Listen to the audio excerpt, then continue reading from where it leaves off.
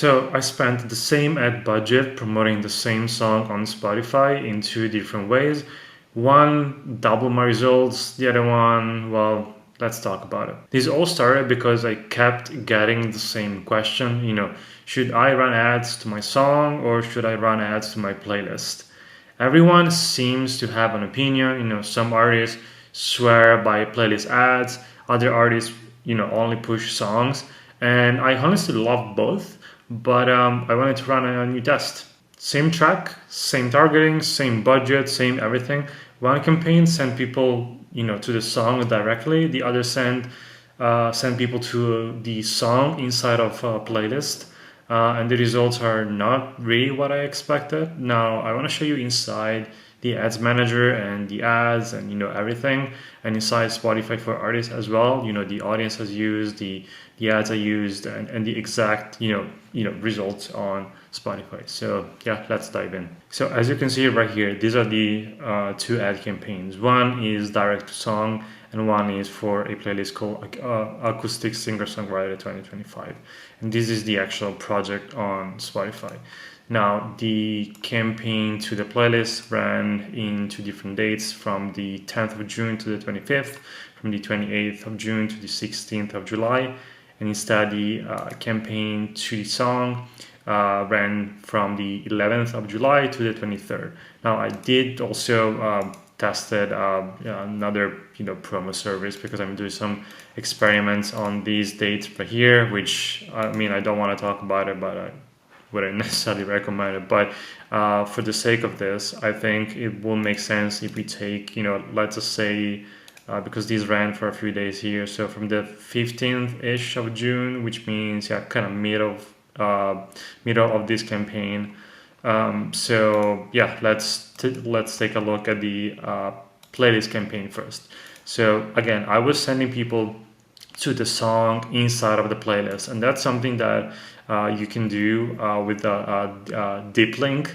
I launched the campaign using our own platform, Smart Noise, which if you create, I can actually show you right now, but if you create a playlist ad campaign, you have the option to essentially have one song automatically play inside that playlist. So you're not sending the traffic just to the playlist, but to the song inside that playlist.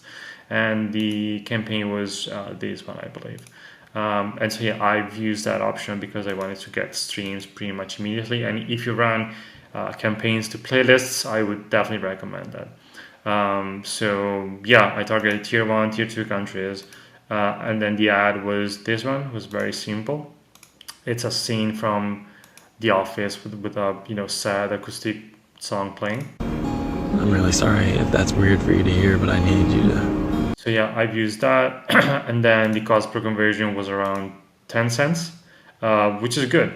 But let's see on Spotify. So let's just say from June 15th or so, you can see that streams here went up and they stayed kind of steady, like with no promo here, where was like 10 streams a day, and then when running these ads to the playlist, jump to 30, 40, 50, which is not, it's something. I was also spending, I believe, let's see, $4 a day, so you can expect explosive growth, especially considering the whole catalog for this project is one song. So but at the same time, I was expecting a little bit more, to be honest, especially because what I like to see is song saves, is playlist ads, and I wasn't really seeing that.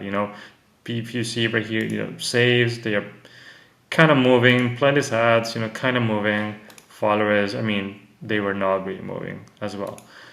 So yeah, it wasn't bad. And I know a lot of artists on Smart Noise even that they've been running campaigns to a playlist, and it's been going super well for them. And that's a strategy that I really like, to be honest, especially because when you can grow the playlist, you can also monetize it on platforms like, I don't know, Submit Hub or Groover or whatever. And I can actually show you what the playlist is.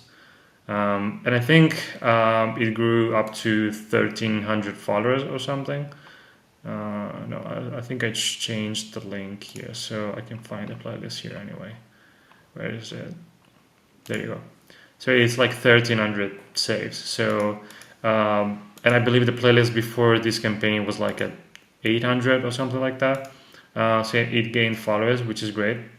But in terms of engagement, I wasn't really seeing much, which is what I like to see when I run ads. Because any sort of music promo, if you don't see, like if you don't find a way to get results that can compound over time, it can become very expensive and also meaningless, to be honest.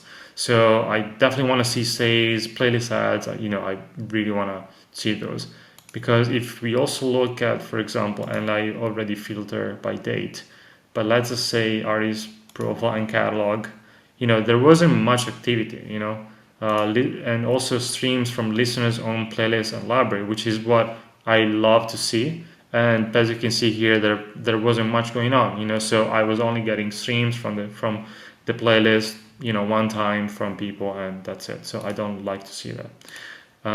But like I said, running ads to a playlist can still be super effective, especially because if your Spotify algorithm is kind of messed up, if you create a playlist with similar artists, you can feed Spotify the right data so it learns much faster who you sound similar to. So that can actually be very, very effective and can help your algorithm as well. So yeah, now let's look at the direct to song campaign. So I spent the same budget, 100 something dollars, the playlist had, 150, this one 130, but I mean, it's not a big difference. The cost per conversion was actually more than double. So I was paying more than double for someone to click on the landing page, which is this one right here. So the cost per conversion is how much it costs for someone to click on the ad and then also to click on the listen now link right here. And I was paying double. But something very interesting is that if we look at Spotify, we can see that the campaign ran from the 11th of June to the 23rd. And if you look at the engagement during these dates, you can see the number of saves. You can see the playlist ads like jumping like crazy. The number of streams jumping like crazy, almost 400 streams a day with I think at the same budget, honestly. Let's see, like $6 a day, like maybe 10 because I was running 2 ad sets, but was doing very, very well. Also, the number of followers went up, the number of streams per listener went up, and it's just one song. So with this, as you can see right here, and that's a perfect indication. 4 streams per listener, 4, 2, 3, and the whole catalog is just one song. Again, one song. It means that the direct to song campaign was actually attracting a higher quality of listeners because they were interested in the music of the artist and not just the playlist as a product. And I think that is absolutely key. Or let's see, where is it? Oh, yeah. The listeners on playlist and library, same thing. Oops. Same thing, we can see that the streams are going up because people are saving the song and listening to it on their library, and that's exactly what you want to see when you run ads. That's literally what you want to see. So yeah, I think in this instance, for my test, the campaign direct to song performed better, to be honest. But let me actually show you what the ads for this playlist look like. So let's see, for example, this one. So I use these like kind of meme style ad.